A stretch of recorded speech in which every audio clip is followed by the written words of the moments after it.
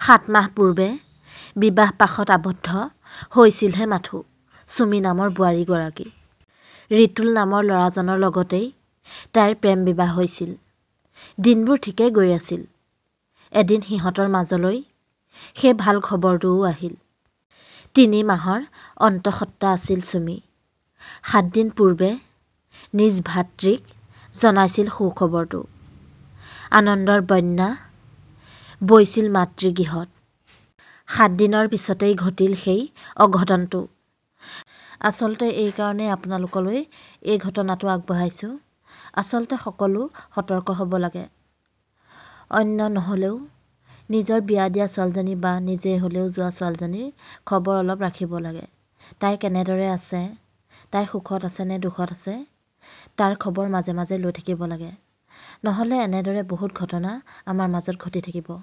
ব'লকচোন আচলতে কি ঘটিছিল তেওঁৰ ভাতৃয়ে সকলোখিনি বিৱৰি ক'লে।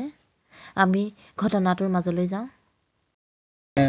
যোৱাকালি মইতো ডিউটিত আছিলোঁ। পিছত তৎক্ষণাত মানে শুনা পালোঁ মোৰ মানে সন্ধিয়া 6:30মান বজাত আৰু যে মোৰ বাইদেউ মানে ছুইচাইড কৰিছে বুলি। তাৰপিছত মইতো সেইটো টাইমতো মই মানে কণ্ট্ৰলে কৰিব পৰা নাই। তাৰপিছত নেক্সট এনেকুৱালৈকে হৈ গ'ল বাইদেউ মানে কি আমি কৈছোঁ আৰু 100% মোৰ ফালৰ পৰা মানে কি কৈছোঁ যে আৰু বাইদেউজনী নিজে কেতিয়াও ছুইচাইড কৰা ছোৱালী কোনো কাৰণত নহয়। 7 মাহৰ আগতে মানে কি সিহঁতৰ নিয়ম নীতিত যিখিনি কৰিলে আমি সৰু সুৰাকৈ যিটো এটা দুটা বস্তু পাওঁ দিছোঁ, কিন্তু বিয়াখন হোৱা নাই। আৰু সিহঁতৰ মতলব হ'ল মানে কি ল'ৰাটোৰ ঘৰৰ পৰা বিচাৰে যে আমাক সম্পত্তি লাগে। আৰু সেইদিনাখন ক'লে মোৰ দেউতাক কৈছে ধান 20 মোন আৰু 30,000 টকা পইচা দিব, সিহঁতৰ ঘৰত যাই দি থৈ আহিবহি লাগে। তো তাৰ মাকজনীও সেইটো সেনেকুৱাই হয়।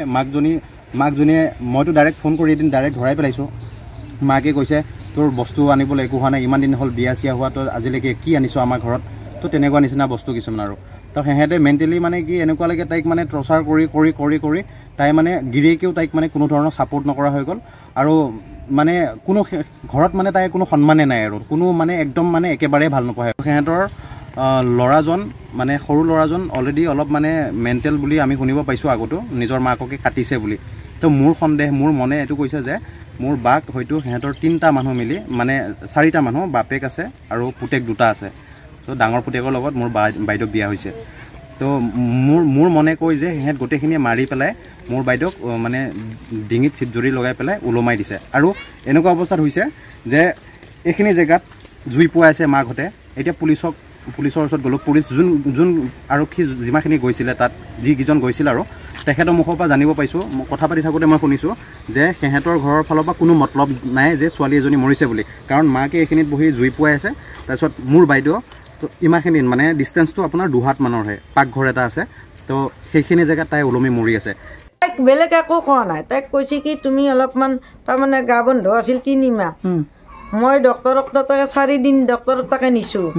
তাৰপিছত চাব চেণ্টাৰত যাই মই নিজৰ লৈ যাই পেলাই বেজি দি লৈ আহিছোঁ, কাগজ পত্ৰ চব কৰি আনিছোঁ। তাৰে পিছত মোৰ ল'ৰাটোৱে কৈছে কি এটা কথা কৰিবা, তুমি বৰ বেছি কাম বন নকৰিবা, ৰাতিপুৱা এখন দেউতাকে মোচা হাৰা দেউতাকে কৰে, তাইক কষ্ট কৰিবা নেদে। বহুত মৰম কৰে দেউতাক, আৰু ময়ো মৰম কৰোঁ। মোৰ নিজৰ এই মোৰ বেটী হয়, এতিয়া বেটীক বিয়া দিয়াৰ কাৰণে তাই মোৰ আইছি যাতে মোৰ ঘৰতেই থাকিব, যাতে তাইক মই ইহঁততকৈ বেছি মৰম কৰোঁ। গম পাইছা না বাবা? মোৰ ল'ৰাটো কৈছে তুমি খোৱা তুমি হেৰি নকৰিবা, লঘানে নাথাকিবা, সন্তানটোৱে কষ্ট পাব, তুমি খোৱা কৰিবা দা। আৰু মোকো কৈছে মাই তাইক অলপমান যত্ন কৰিবি দে মাই। মই মেডিকেলত গৈছিলোঁ, তাৰপিছত মোৰো অলপ অসুখ হৈ আছে, মেডিকেলত গৈছিলোঁ। তাৰপিছত মোৰ সৰু ল'ৰাটো কৈছে মায়ে ফোন আহিছে, মই কি শুনি, তাৰপিছত মই মামী মাৰা গৈছে কেনেকৈ। তাৰপিছত মই আৰু দেউতাক ফোন কৰিছিলোঁ, বোলে দেউতাক আৰু ফোন মাৰিছিলোঁ। দেউতাক কি হৈছে, দেউতাক কৈছে তুমি এনেকৈ আমি একো কোৱা নাই, জুই কৰি আছোঁ, চাহ বনাম বুলি গৈছে, চাহ বনাম বুলি কয়, তাই এনেকৈ কাম কৰিছে। আৰু দেউতাহঁতৰো ভাৱ নাই না, মা দেউতাৰো ভাৱ নাই, তাই যে এনেকুৱা কাম কৰিব এইটো কাৰো ভাৱ নাথাকে না। আৰু দেউতাই আৰু ক'লে এনেকুৱা কৰিছে। তাৰপিছত ফোন মাৰিলে আৰু পুলিচে আহি এনেকৈ লৈ গ'ল। আৰু আপুনি কেতিয়া আহিছে? মই ৰাতিপুৱা আহিছোঁ, 10টামান বাজিছে আহোঁতে।